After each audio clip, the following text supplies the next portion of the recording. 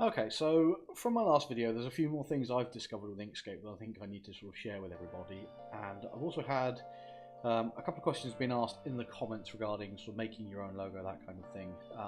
One of them comes from a James McMahon who has asked about, he basically having some issues trying to make a logo. So I've got that logo here, and I'm going to actually go through, this video is going to consist of me turning this logo into an actual usable SVG logo as well, just to go over the basics again in a little bit more detail. So anyway, with Inkscape, one thing I found out since I started doing this is some of the effects are not recognised in Gran Turismo. So using the blur effect is completely negated. Once you put it into Gran Turismo and load the decal up in game, all of your blur effects are removed. So when you come to shading and shadowing, you're better off just using a concrete colour, or if you can get away with it, the gradients, because the gradients do work. That's probably one of the biggest ones I've caught. The other one is that layers are not always respected. So even if your layers are in a specific order in the interface, you may find that when you upload them that they actually are, some layers are behind others or in front of others. That's not a major one. There is a way of working around that as well. I've got a quick explanation of how to basically set your layers up to try and avoid that kind of thing. So I think that's pretty much the core bits there. So what I'm going to do then is I've got this logo that James has mentioned, and I've got it imported. It's on my clipboard already. It's a bitmap, and I've already tried to take it apart via the bitmap drawing component, the trace component. System doesn't want to have it. It's surprisingly complex. This gradient here on these leaves is causing a lot of issue, and some of these smaller shapes here lose their crispness and become quite rounded. So I think in those cases this would be quite a good example for what we want to do in terms of actually creating a logo from scratch. So the first thing I'm going to do is create a new layer. So to do that, I go Layer, Add Layer, and I'm going to call it Base Image, and I'm going to stick it above everything at the moment. Now, if you need to see the layers, if you look over here on the right hand side, there's a whole load of tools. The one we're after is just below the big T text icon, Layers. Now, I've already got mine displayed, but if you click on that, that will show up there. So our base image at the moment hasn't got anything on it because we've just created it. So at that point, we want to switch to the Select and Transform tool, which is F1. It's the picture of the mouse in the top right hand corner. Click on the image, right click, and move to Layer. And off we go. Now that's on the layer, and we can test this by going back down to our layers window and clicking on the little eye icon. That will show or hide the layer. So as you can see, if I hide the layer, it hides that icon, so we know that's there. I'm then going to click the padlock icon. In fact, before I click the padlock icon, I'm then going to change the opacity of this layer. So if we come here, unlock layer, click on our icon. So down here in the bottom right is a little opacity window. I'm going to just change it to about 40% so it fades out. Actually, John, maybe 30. There we go, that's fine. Then I'm going to lock the layer. So I've reduced the opacity of this to 30% so I can see through it when we're working on our other stuff. I'm then going to select one of our other layers. So layer 1 is just going to be our primary layer, and in fact I'm only going to work on that one layer, and I'll explain why as we go through it.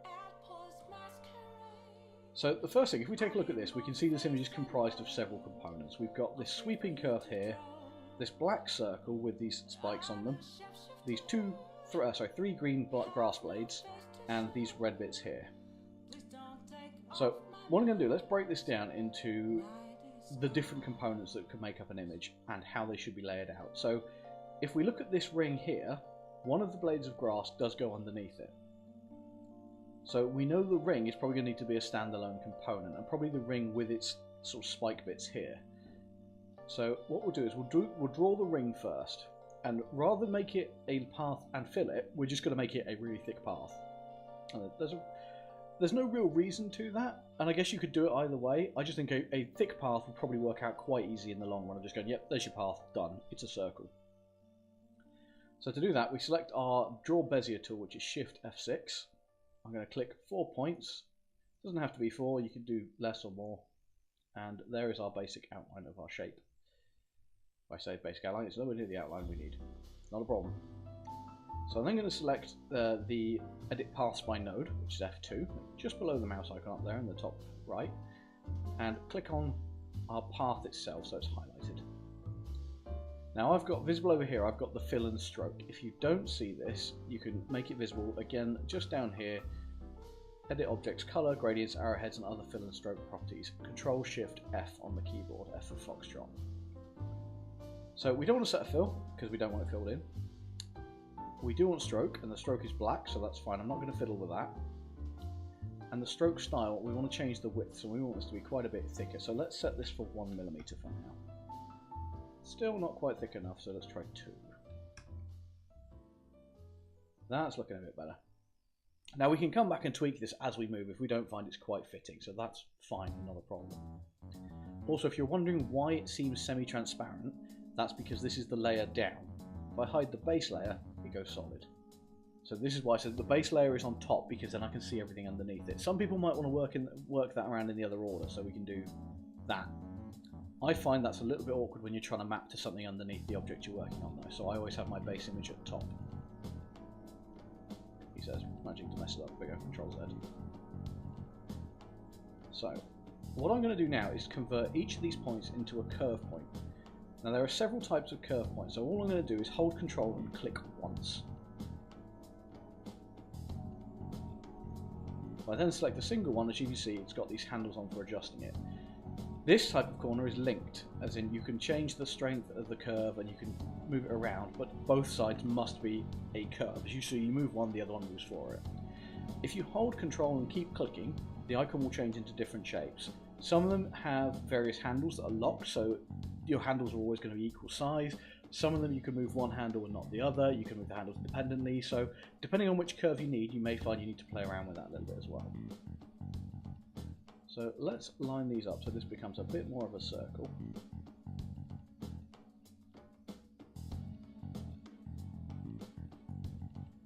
And just tweak the handles here.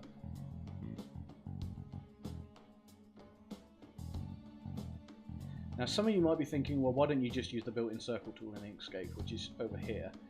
I've had several issues with the circle tool not passing itself through into the Gran Turismo engine for whatever reason. I don't know whether it's a feature that's not supported or whatever. So when I've had that, I've had to go back and then recreate the component I need in a circle format. So now I just do circles off the bat like that. I also noticed it's not quite thick enough. That's a bit better. Can I just stretch you out there a little bit? Yep. That's looking pretty good for a circle. So a lot of this, I am just eyeballing this as well. I wouldn't worry too much. Again, when you blow the graphic up and make it huge on the car, unless your circle's really wonky, you probably won't notice too much with it. So that's our circle. That's currently now in place.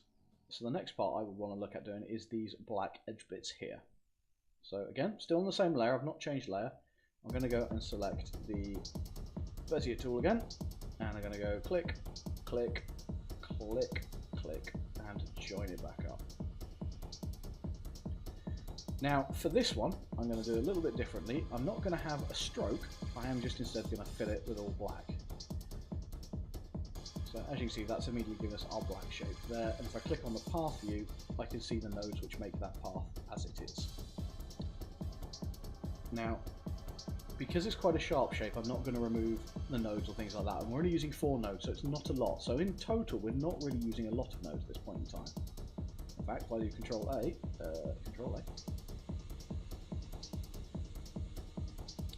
and switch to node view, there we go. So I've got 1, 2, 3, 4, 5, 6, 7, 8 nodes in use.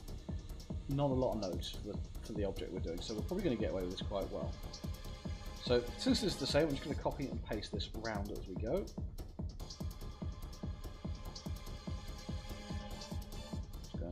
Drag each of these around here.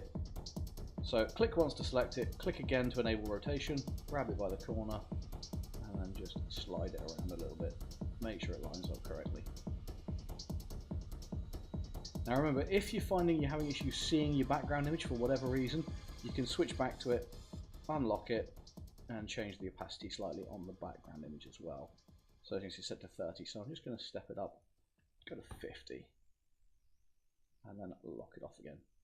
So always make sure you lock a layer when you finish fiddling with it so you don't accidentally drag it around. So I've got another one over here, click, rotate him round.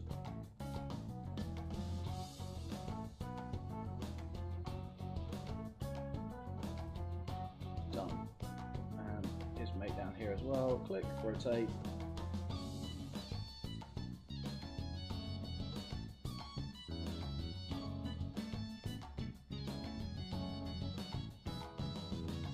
So now we're getting somewhere, and I can also go to the layers and I can just hide that.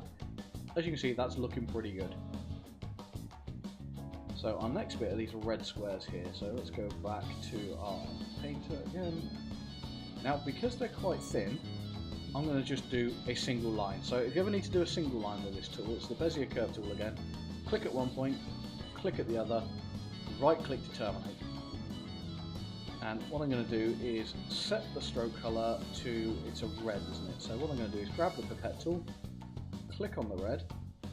Now, because this is faded out slightly, you'll notice where I've set the red now, the transparency down here is half. So we can just slide that all the way up so it's the right color again. Change the style, so it's not rounded at the end, so that's fine. So really, we just want to make it a bit thicker. So if we say 2.5, let's try 1 mil. A bit too big, let's do 0.75.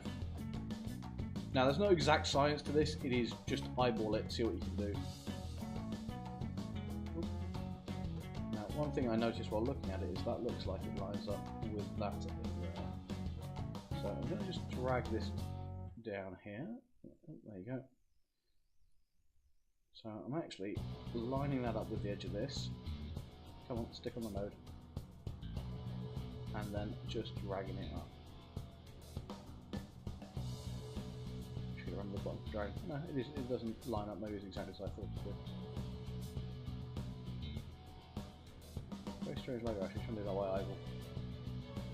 Again, probably not worth wasting too much time on this because as you'll go around and go along and find out that it's there we go, I can stretch it a little bit more. You spend all the time lining it up and no one's really going to notice it once it's finished. Yeah, they do look like they're lined up.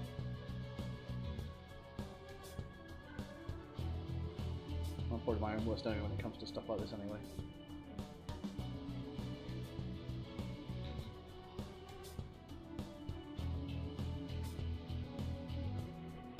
I need some kind of really easy line-up tool which I don't have, or I haven't found it yet. Maybe snap to grid. Snap to cusp is fine.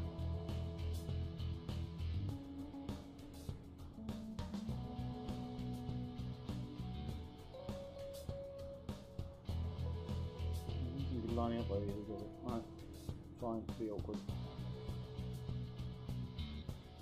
That actually works pretty well, so let's go with that.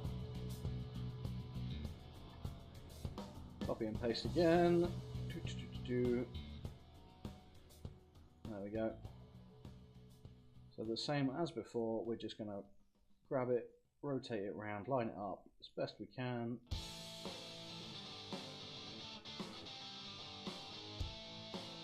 Ah, okay, this one's a bit different then, so we want to skew this, it's that one there. Wait, stop that.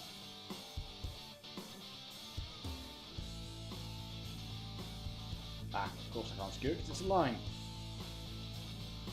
Right, so that's where you probably should pay attention to the kind of shape you're building. So I kind of assumed these were straight lines and now I've got to lock myself in the corner because I can't skew the ends of it, which is probably, that's the original one.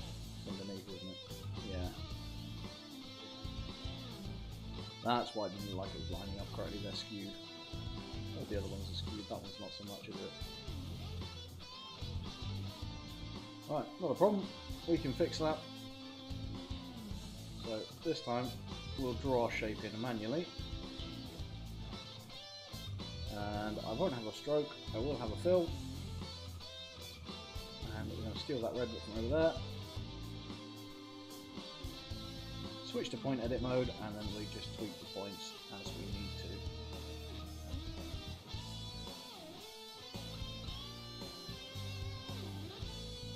I will admit, this is where the more crisper your original image is, the easier this can become. But that's looking okay.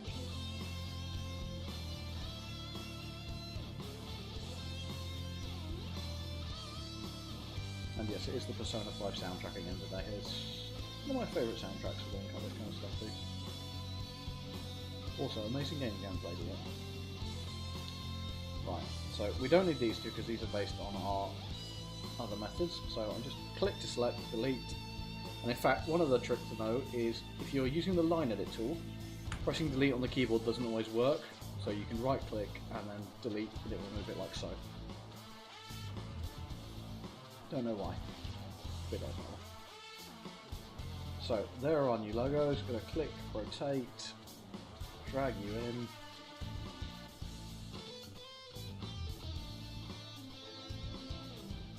Might need to tweak that far end a little bit.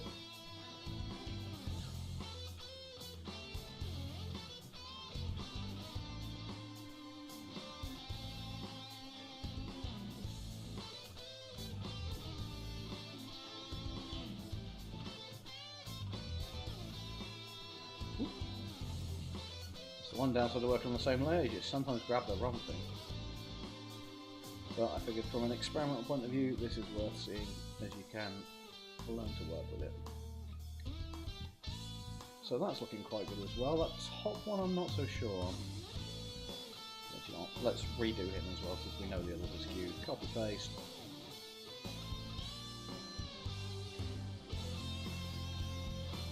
The good thing about stuff like this is you don't have to be pixel perfect, you don't have to be exact, you just got to make it look decent.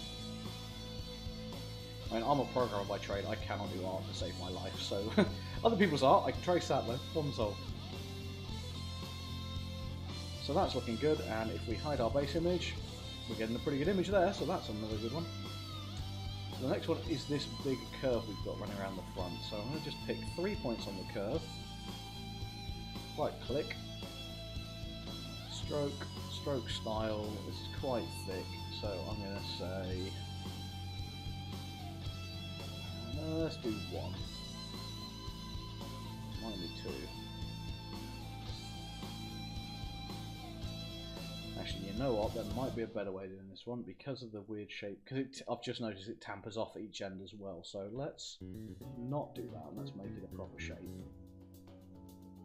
So I'm going to put 2 points here, and then going to do 2 points in the middle. I'll go find the middle again, where's it gone? There. So I'm actually going to go around the edge like so, and then back.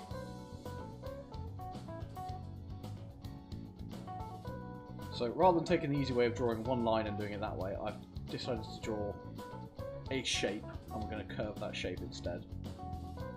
So I'm going to get rid of the stroke, I'm going to fill it with black, because we know that's what it is. I'm just going to pipette my black off the main object. And then go to path edit mode. So let's change these to curves with a little control click. And we can adjust these. So there we go. So if I stretch him out like that, and that one out. Right, so I'm not happy with the way these two are working. So I'm going to control click again, and control click once more. Once more even. There we go. So as you can see, I can now move the legs around, size and shape independently of each other. So I can line each of these legs up. So I'm happy with them. There we go. And click, click, control click 3 times. There we go. A little bit of tweaking. Same for you. Oh.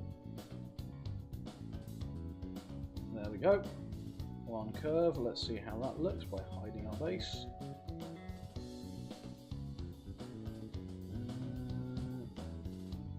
There's a little bit of funkiness going on there, but I think that might just be me. Oh no, there it is. So that took me a minute to detect. There's actually a rather sharp curve there, so I'm going to move that up a bit.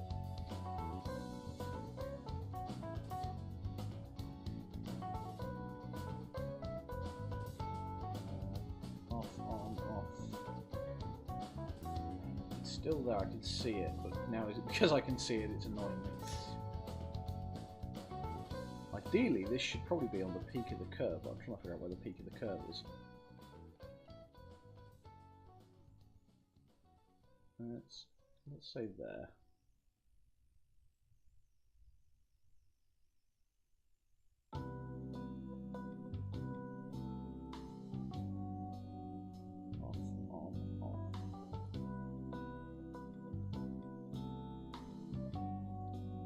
Still, it's not quite right there. And this is where you might have to do a little bit of playing around to get the shape you're after. Oh, that doesn't go out there. That comes back in here.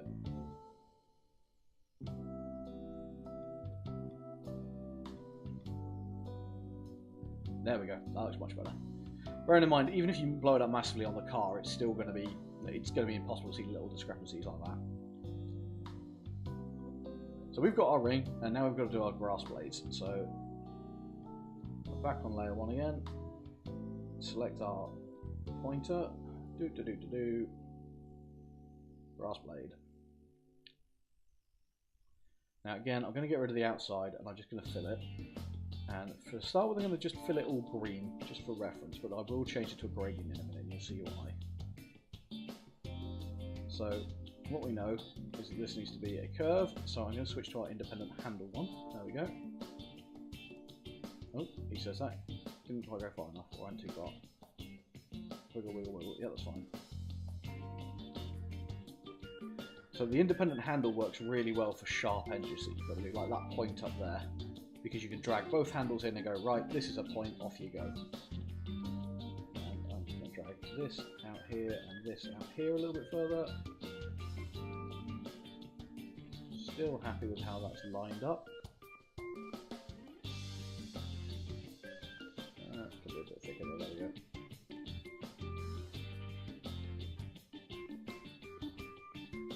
So what we're going to do now is the gradient. So as you can see in this picture, they start light at the top and they get darker down the bottom. So I'm going to switch to gradient, and you can see I've got this line up here across the middle of the diagram. So what I'm going to do is put the circle bit up there and the square bit down there. That is your gradients forming points. So at the top, I'll select the top. Notice my color grid's changed. I want the lightest color that we've got here, which is over there. And then down the bottom, I want the darkest colour, like so. As you can see, it's now looking like it fits in. I'm just double checking, because obviously, again, because I've copied from a transparent layer, it's copied the transparency, which I don't want. I want these to be solid, like so. So that's actually looking really good now. So what I'm going to do is copy that, get the right cursor, drag it over here, rotate it around a bit.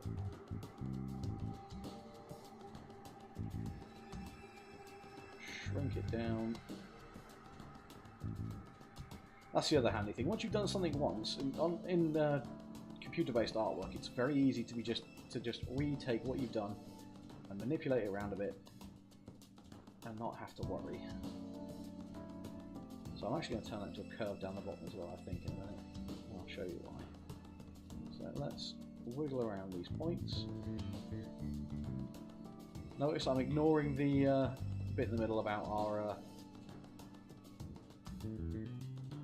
gradient. I don't want to fiddle with that. Now I'm having a bit of trouble getting this to curve correctly, so I could either leave it like that, or I could double click here and add a new anchor point and just tweak that slightly. Probably move the end out a little bit further. In fact, rather than do that, I'm going to delete that one point. I'm going to turn this one into a curve. That type of curve. As you notice, when I started changing it, the shape went all over the place. Don't panic, that happens a lot. Just keep an eye on it, grab the handles, drag them back to wherever they got to be. So we want a slight curve on this bottom edge here by the looks of it. Yeah, it's not very clear, is it? So I'm also going to do the same with this one over here then. Just to give it that bit more organic grass shape that we've got.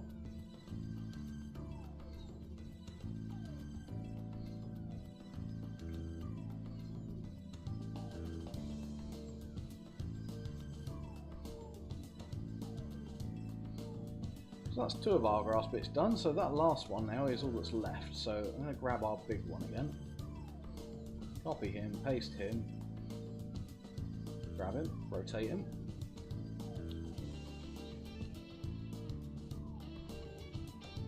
Now it's almost the mirror of what its other previous one was doing, so what I'm going to do is, where is it? Mirror.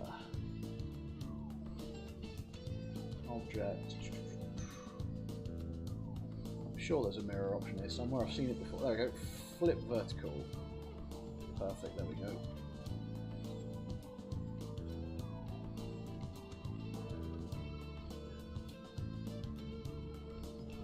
I'm going to line it up as best I can. Switch to path mode, so as we can see, our gradient's still in place, so that's not a problem. And these bottom corners, however, are a bit out, so let's drag these around.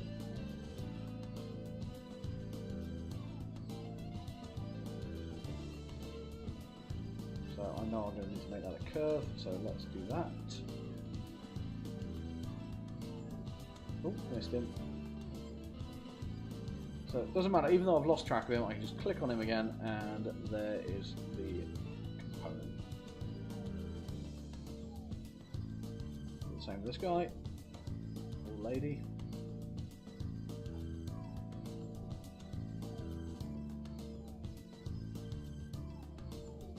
I've just noticed down here, being a little bit perfectionist, that's sticking out a bit further than I'd like, so let's just cover him off.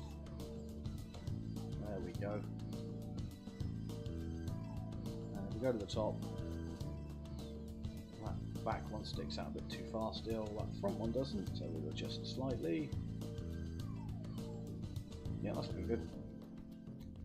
Now, let's get rid of the base image a second so you can see. So at the moment, the problem I've got is that this piece of grass is sat above everything else. It doesn't quite look right. So this is what I was saying about layers earlier. So I'm actually going to click on him, single click, and then I'm going to click up here. We've got to move to back. So lower selection to the bottom. Down he goes, all the way down. So as you can see, our grass now crosses over and intersects with each other there without a problem. Now I could bring that ring all the way to the front. I don't want to. This guy here needs to be all the way at the front because he just goes over the top of it. Bring it to front. And the rest of it should be fine really where it is. It's not going to interfere too much. I'll bring this guy up.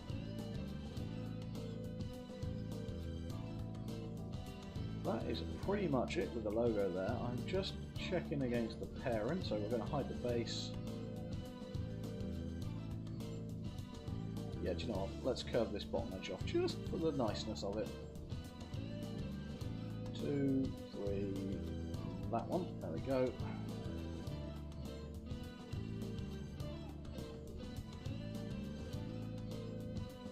So whenever you adjust one curve, you'll normally find you can adjust a few because of the way the curves are calculated. But again, that's not a major problem. It just takes a little bit of precision. And as you saw, I probably could have left that. I'm just a bit of a perfectionist when it comes to stuff like this, so it doesn't hurt to just spend a little bit more time and just tidy it all up. That Chocobo decal that I've put on recently is a prime example of spending way too much time on something. But I enjoy it, so that's what counts, right? There we go, done. So I'm going to lock the layer image. I am going to get to the base, and I'm going to unlock that so I can select it. I'll drag it over here. I think that works quite well. I'm going to delete that one. I am then going to, in fact, I can delete that entire layer. Select the layer. So I'm just going to resize the page now. So document properties, resize, resize. We're happy with that. So magic moment where we do file, save as, and I'm going to call this, I'm just going to call it James logo. And let's bring up my pictures. I've got two screens, by the way. I haven't flipped over the second screen yet since I'm only doing this quickly. So James logo. So total size of that 7.95 kilobyte. Absolutely perfect. So that's now ready to go. So I will reply to James and post that on the video so he can download that, put it up where he likes, and hopefully that's given some people some more information on how to do a not so much a simple logo. As I said, it's quite a complex logo because it had gradients and a few other bits and pieces, but its overall appearance is very straightforward to copy. So it's just getting it right and then copying it over. So yeah, that should solve anything. Again, any questions, do feel free to pop them in the comments. I am keeping an eye on them. I do appreciate I can't get back as quickly as some people would like. I do work full time as well, so can't surf YouTube at work, unfortunately. But yeah, hopefully that helps someone else out or helps other people out. And yeah, enjoy.